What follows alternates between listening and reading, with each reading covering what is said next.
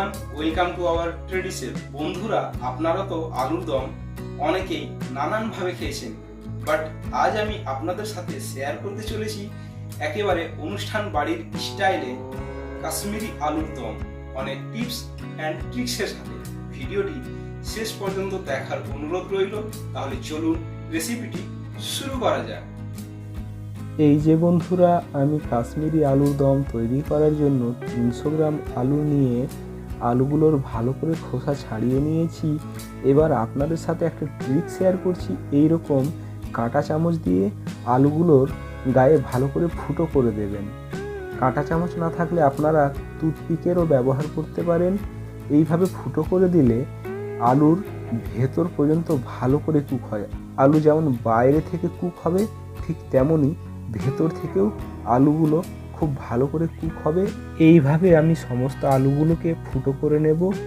এই যে বন্ধুরা, আমি সমস্ত আলুগুলোকে ভালো করে ফুটো করে নিয়েছি। এবার আমি গ্রেভির জন্য নিয়ে নিয়েছি একটা মাঝারি সাইজের পেঁয়াজ, খোসা ছাড়িয়ে নিয়েছি। পেঁয়াজের এই রুটটাকে এইভাবে অবশ্যই বের করে নেবেন। আর নিয়ে নিয়েছি আমি একটা মাঝারি সাইজের টমেটো। এই পেঁয়াজ আর টমেটোর আমি পেস্ট করে নেব। এই যে বন্ধুরা, আমি পেঁয়াজ আর টমেটোর পেস্ট করে নিয়েছি। বন্ধুরা, এবার আমি ইন্ডাকশান ওভেনে এই রকম একটা মাঝারি সাইজের কড়াই বসিয়ে দিয়েছি। কড়াই গরম হয়ে গেলে আমি সাদা তেল দিয়ে দেব। আলুগুলোকে ডিপ ফ্রাই করার জন্য আমি সাদা তেলের ব্যবহার করব। আপনারা চাইলে সরিষা তেলও ব্যবহার করতে পারেন। আমি সাদা তেল দিচ্ছি। তেল গরম হয়ে গেছে। এবার আলুগুলোকে তেলের মধ্যে ছেড়ে দেব। ওভেনের ফ্লেমটাকে অবশ্যই মিডিয়াম লোয়ে রেখে আলুগুলোকে লাল লাল করে ভেজে নিতে হবে। তবেই পারফেক্ট কাশ্মীরি আলুর দম তৈরি হবে। হোটেল বা রেস্তোরাঁয় এইভাবেই আলুগুলোকে ডিপ ফ্রাই করে কাশ্মীরি আলুর দম তৈরি করা হয়। আর অনুষ্ঠান বাড়িতেও এই একই টেকনিকটা ইউজ করে থাকে। এই যে বন্ধুরা, আমি আলুগুলোকে লাল লাল করে ভেজে নিয়েছি। উপর থেকে একেবারে ক্রিস্পি হয়েছে আর আলুগুলো প্রায় 80% সেদ্ধ হয়ে গেছে। এবার আলুগুলোকে তুলে নেব। বন্ধুরা, আবারও আমি ইন্ডাকশানে প্যান বসিয়ে দিয়েছি। প্যান গরম হয়ে গেছে।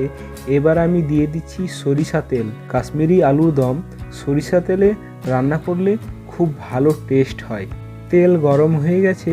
এবার আমি দিয়ে দেব কিছু গোটা গরম মশলা, একটা তেজপাতা, দুটো ছোটো এলাচ, 1 ইঞ্চি দারুচিনি আর দুটো লবঙ্গ।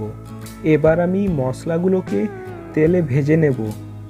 ভাজার সময় অবশ্যই ওভেনের ফ্লেমটাকে লোয়ে রেখে মশলাগুলোকে ভাজতে হবে, যাতে মশলাগুলো পুড়ে না যায়। এবার দিয়ে দেব পেঁয়াজ বাটা, 1 চামচ হলুদ গুঁড়ো, 1 চামচ লবণ দিয়ে ভালো করে নেড়ে নেব। দিয়ে দেব 1 চামচ আদা বাটা, 1 চামচ রসুন বাটা দিয়ে ভালো করে নেড়ে নেব। বন্ধুরা, এবার আমি দেব 1 চামচ বাটা মশলা।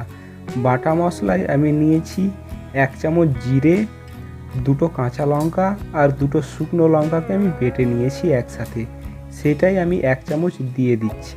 দিয়ে দেব 1 চামচ ধনে গুঁড়ো, 1 চামচ মৌরি গুঁড়ো আর 1 চামচ কাশ্মীরি লঙ্কার গুঁড়ো দিয়ে ভালো করে নেড়ে নেব।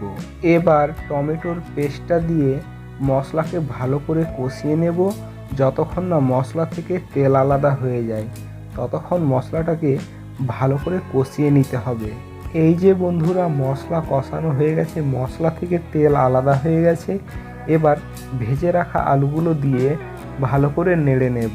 এবার আমি 3 কাপ গরম জল দিয়ে ভালো করে নেড়ে নিয়ে 10 মিনিট লো ফ্লেমে ঢাকা দিয়ে রান্না করব। গরম জল দিলে আলুর দমটা খুবই ভালো হয়। 10 মিনিট পর দেখতেই পাচ্ছেন বন্ধুরা, আলুর দমের গ্রেভিটা অনেকটাই ঘন হয়ে এসেছে। এবার স্বাদ অনুযায়ী লবণটা দেখে নিয়ে নামিয়ে নেব।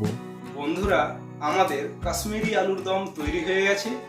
এখনো পর্যন্ত চ্যানেলে যারা নতুন, চ্যানেলটিকে সাবস্ক্রাইব করে পাশে থাকা বেল আইকনটিকে অন করে দিন, যাতে সবার আগে নিত্য নতুন রেসিপির নোটিফিকেশন আপনাদের কাছে পৌঁছে যায়। তাহলে চলুন সার্ভ করে নিই ট্রেডিশেফ স্টাইলে।